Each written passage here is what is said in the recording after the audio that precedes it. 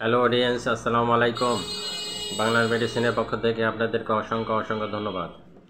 আপনাদের সামনে এখন যে প্রোডাক্ট নিয়ে আলোচনা করব, প্রোডাক্টের নাম হচ্ছে নরসল নাকের ড্রপ। অপসোস্যালাইনের নরসল নাকের ড্রপের কাজটা কি এবং কিসের জন্য আমরা ব্যবহার করব এই সম্বন্ধে আলোচনা করব। সামনে শীত, বর্তমান শীত পড়া শুরু হয়ে গেছে।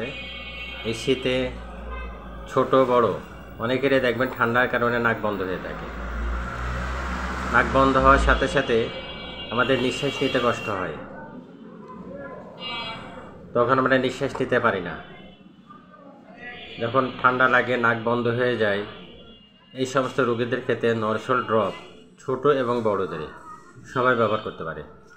আপনারা যদি দুই নাকে সকালে 2 ফোঁটা, রাত্রে 2 ফোঁটা, দুপুরে 2 ফোঁটা, সকাল দুপুর রাত্রে 3 বার যদি আপনারা 2 নাকে ব্যবহার করেন, আশা করি 1 সপ্তাহ 10 দিনের মধ্যে আপনার এই ঠান্ডার ভাবটা কেটে যাবে, নাক বন্ধ ছুটে যাবে, নাক বন্ধ থাকবে না, নাক ক্লিয়ার হয়ে যাবে। তখন আপনাদের নিঃশ্বাস নিতে কষ্ট হবে না, ঠান্ডা চলে যাবে, ঠান্ডা হাসি কাশি এগুলো থাকবে না।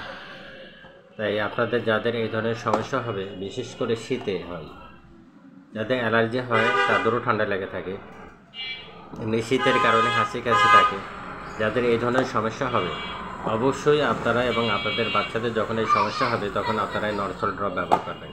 খুবই সেফ একটা ড্রপ, অপসোস্যালাইনের নরসল ড্রপ। ঠান্ডার জন্য খুবই গুরুত্বপূর্ণ একটা মেডিসিন।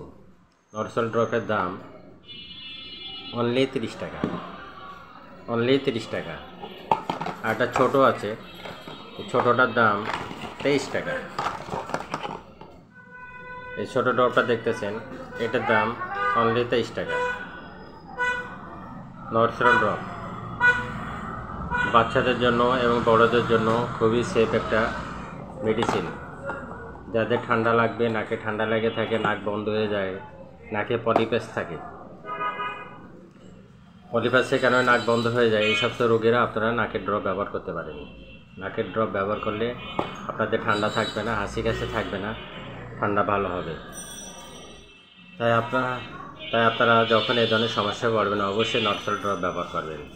আপনারা ডাক্তারের পরামর্শ নেবেন, ডাক্তারের পরামর্শ নিয়ে অবশ্যই মেডিসিন গ্রহণ করবেন।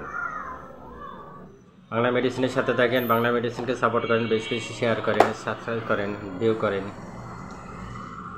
লাইক দেন। আসসালামু আলাইকুম রহমতুল্লাহি ওয়া বারাকাতুহু।